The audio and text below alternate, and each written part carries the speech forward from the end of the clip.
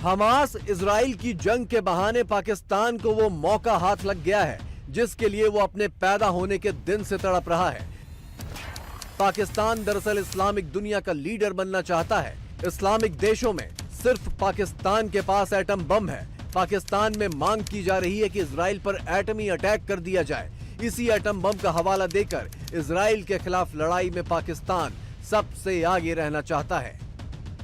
आपको पता होना चाहिए सबको कि जब पाकिस्तान ने एटमी धमाके किए थे, कौन सी वो कौम थी जिसने सबसे ज्यादा जश्न मनाया था? फलस्तीन।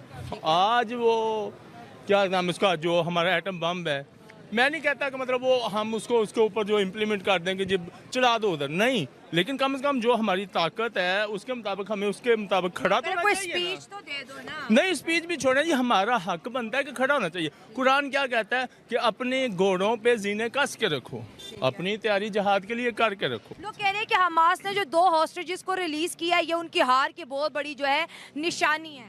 नहीं, ऐसी बात नहीं है। आपको याद होगा जब पाकिस्तान की तरफ से इन्होंने छोड़ा था उसको, अभिनंदन को, तो तब भी लोग यही कहते थे। पार्लियामेंट पे ऐसे स्पीच गई ना कि माथे पर पसीने थे, टांगे काम रही। हमास इजराइल की जंग ने दुनिया को 2 हिस्सों में बांट दिया है। एक तरफ पाकिस्तान समेत ज्यादातर मुस्लिम देश हैं जो इजराइल के खिलाफ हैं, तो दूसरी तरफ ज्यादातर पश्चिमी देश और भारत। पाकिस्तान में इस जंग को लेकर ऐसा पागलपन सवार है कि वो दहशतगर्द देश का ठप्पा लग जाने से भी नहीं हिचक रहा। उलमाए किराम बाकायदा फतवा दें, 2 टोक फतवा दें, जिहाद का फतवा दें, न कि गोलमोल फतवा दें जिससे किसी को समझ में ना आए। जिहाद का फतवा दें, अपनी सारी तवानाई बरूए कार लाएं और दहशतगर्द कहते हैं तो बिस्सर चश्म कबूल करें इस तोहमत को और आप अल्लाह की राह में जाएं। दुख के साथ कहूंगा कि आज मुसलमान उम्मा जो है और पाकिस्तान, वो बजाय आगे जाने के वो जिहाद और इस तरह की चीजों में फंसे हैं। हालांकि मैं समझता हूं जिहाद भी होगा तो इंफॉर्मेशन टेक्नोलॉजी के साथ ही होगा। अगर करना है जहालत के खिलाफ अपना जिहाद करें, अपनी गुर्बत के खिलाफ जिहाद करें। ये जिहाद ये गलत लोगों को डायरेक्ट करना, लोगों को इंग्लिश और मैथ पढ़ने से रोकना, अपने बच्चों को लंदन और टोरंटो में पढ़ाना, मेरे ख्याल में ये सख्त ज्यादती है। और सबसे बड़ा इस वक्त इस्लामिक वर्ल्ड का है कि तालीम बिल्कुल नहीं है। खुदा ने मिडल ईस्ट को बहुत ज्यादा तेल दिया था, लेकिन एक भी यूनिवर्सिटी इंटरनेशनल स्टैंडर्ड की वहां मौजूद नहीं है। एक भी हॉस्पिटल इंटरनेशनल स्टैंडर्ड का नहीं है।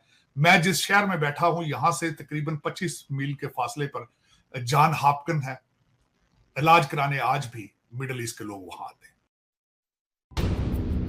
तो क्या इंटरनेशनल बॉर्डर पर भारत के खिलाफ मोर्चा खोलकर पाकिस्तान दुनिया भर में चल रहे इस्लामिक जिहाद को नया मोर्चा देने की साजिश रच रहा है?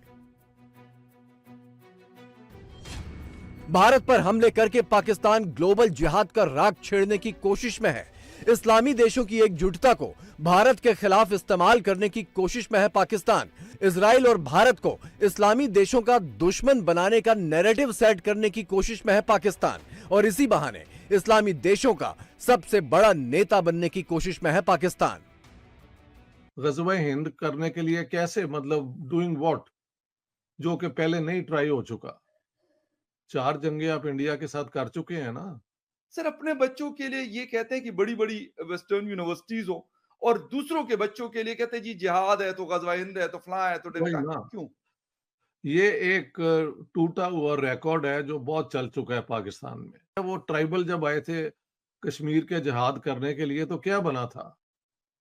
47-48 में पाकिस्तान ने कश्मीर को अपना केस खराब करने में इस किस्म के कबायलियों को तो उसमें ठोस दिया था।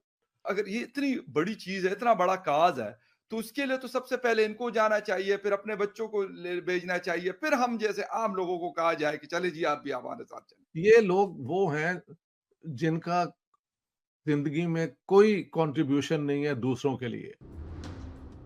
पाकिस्तान में जिहाद, फतवा, ग़ज़वा हिंद जैसी बातें आम बात हो चुकी हैं। इसी के साथ एटम बम की धमकी भी पाकिस्तानियों के लिए बेहद आम बात है। हाल फिलहाल में पाकिस्तान के पूर्व पीएम शहबाज शरीफ एटम बम की धमकी दे चुके हैं। पाकिस्तान के पूर्व पीएम इमरान खान भी कई बार एटम बम की धमकी दे चुके हैं। पाकिस्तान के पूर्व कैबिनेट मिनिस्टर मौलाना फजलुर रहमान भी एटम बम की धमकी दे चुके हैं। पाकिस्तान के मौजूदा आर्मी चीफ आसिम मुनीर भी एटम बम की धमकी दे चुके हैं। नवाज शरीफ के दामाद कैप्टन सफदर भी एटम बम की धमकी दे चुके हैं और 4 साल बाद पाकिस्तान लौटे पूर्व पीएम नवाज शरीफ भी एटम बम का जिक्र करने से नहीं चूके। अगर मुसलमान के पास ऐसा लीडर है जो वाकई के हम जिहाद करते हैं तो अल्हम्दुलिल्लाह वो हम कुछ ही दिनों में क्या कुछ ही घंटों में उसको आजाद करवा लें। पाकिस्तान में शामिल करना चाहते हैं उनको। देखिए अगर आजाद कश्मीर पाकिस्तान में शामिल होना चाहता है, आजाद कश्मीर नहीं जम्मू कश्मीर। देखिए आजाद कश्मीर अभी तक आजाद नहीं हुआ। हमारे कश्मीर का नाम आजाद कश्मीर है। देखिए हमारी आवाम को यही नहीं पता कि पाकिस्तान के पास जो कश्मीर है उसका नाम आजाद कश्मीर है। अच्छा, जो पाकिस्तान के आजाद आपको पता ही है, ये जो हिंदू और जो दूसरी ताकतें हैं गैर मुस्लिम है, वो मुसलमान का दोस्त नहीं हो सकता। ये कुरान मजीद का हमें हुक्म है बकायदा कि इनसे आप खबरदार रहें, ये आपके दोस्त नहीं हो सकते। तो क्या सर चाइना जो है वो इस्लामिक कंट्री है? अगरचे वो इस्लामिक कंट्री नहीं है, वो अपने मफादात की खातिर इन्वेस्टमेंट कर रहा है दूसरे मुल्कों में। सर हमारी तो बड़ी हासी दोस्ती है उसके साथ, तो हम कह रहे हैं एक तरफ के कुरान कहता है कि यहूदी काफिर आपका दोस्त नहीं है, दूसरी तरफ चाइना को हम हर एक चीज में अपना दोस्त कंसीडर करते हैं। करना तो चाह रहे हैं, अल्लाह का भी हुक्म है, जिस बात को आप नहीं चाहते दिल से कम बुरा उसको समझें। तो अगर हम इस काबिल हों, और वैसे तो हमारा मुल्क जो है वो अल्लाह के फजलो करम से न्यूक्लियर पावर भी है और कर भी सकता है। हमास इजराइल जंग में सऊदी अरब और यूएई जैसे मुस्लिम देश करीब करीब तटस्थ भूमिका में हैं। ये ना तो हमास का समर्थन कर रहे हैं न इजरायली हमलों का। पाकिस्तान इन्हीं दोनों देशों से सबसे ज्यादा खैरात वसूलता है।